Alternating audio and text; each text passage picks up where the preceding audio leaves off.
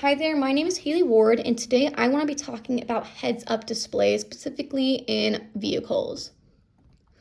All right, so heads-down displays are what most cars have right now. They're just the dashboard where they're a little bit behind the steering wheel, and you kind of have to look down to be able to see the information being displayed down there.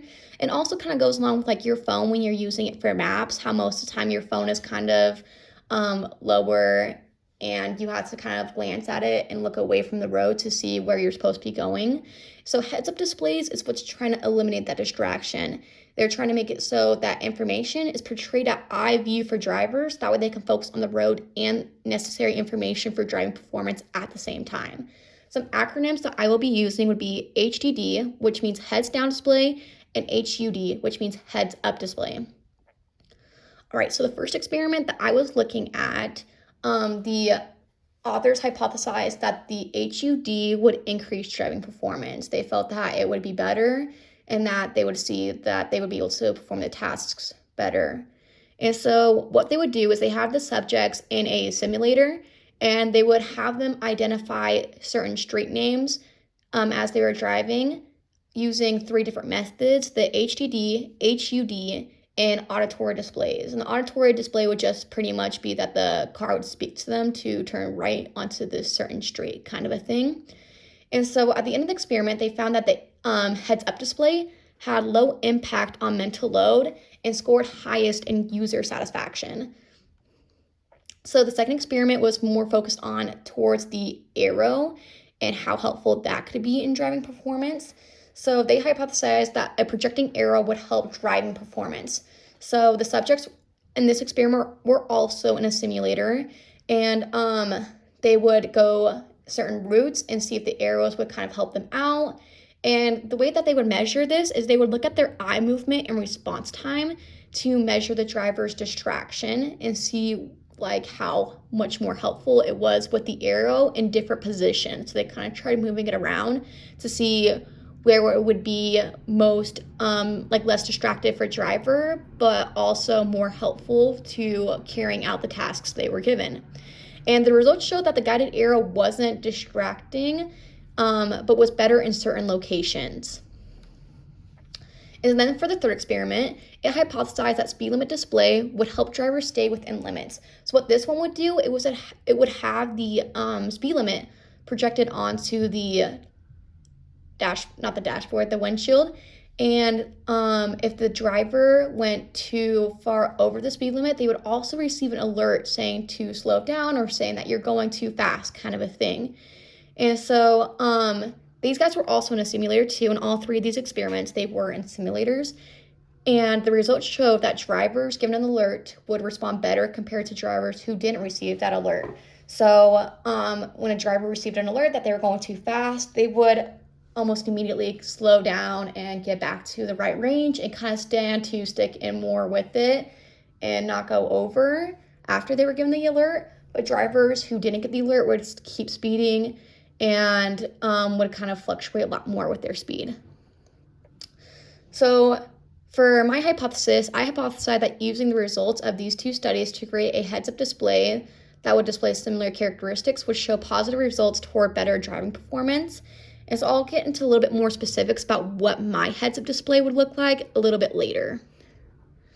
So for the participants, I thought about doing maybe about 50 total participants just because I don't know how easy it would be to get hold of a simulator.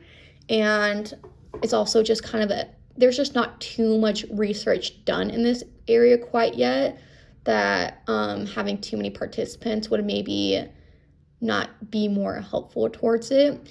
And the age range I chose was between 30 and 49 because these guys are typically the ones that are most driving, and they've also have had a lot more experience driving because they have been doing it most times since they were like 15, got their permit, have been doing it for a few years, and they're not too old that their like perception time and everything is getting slower.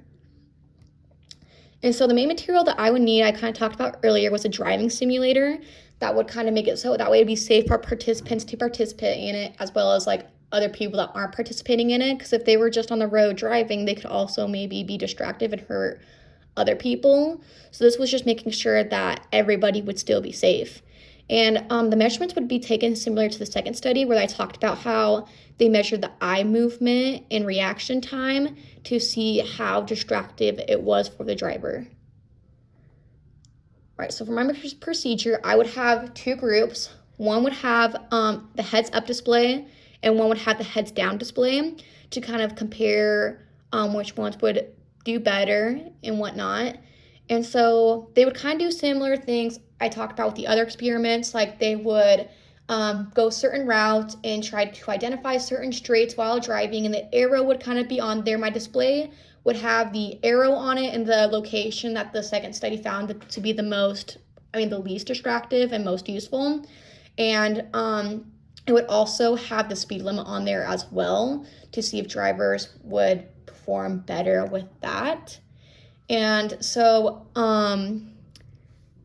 I would also, like I said, measure it similar to the second study by looking at the eye movement.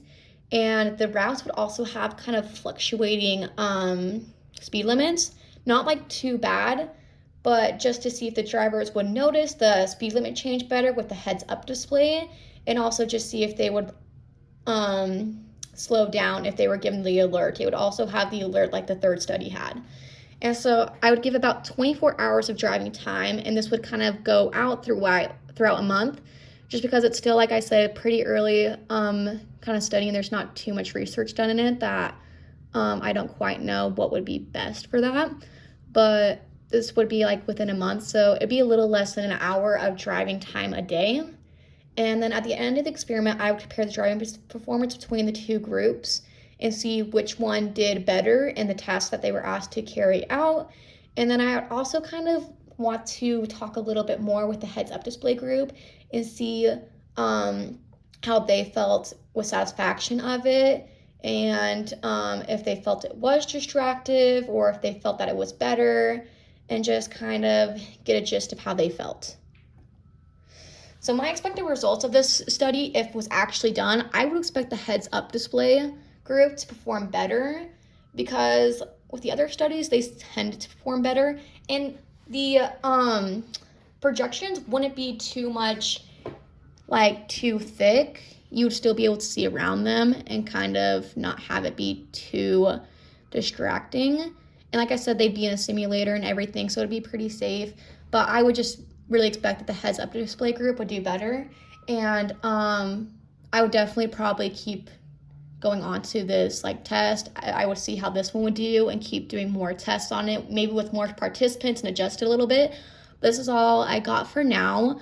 I really think this would be such an interesting thing to see in real life. And I think it'd be really interesting to see if this was actually implemented in the next 20 years. I'm excited for what it holds.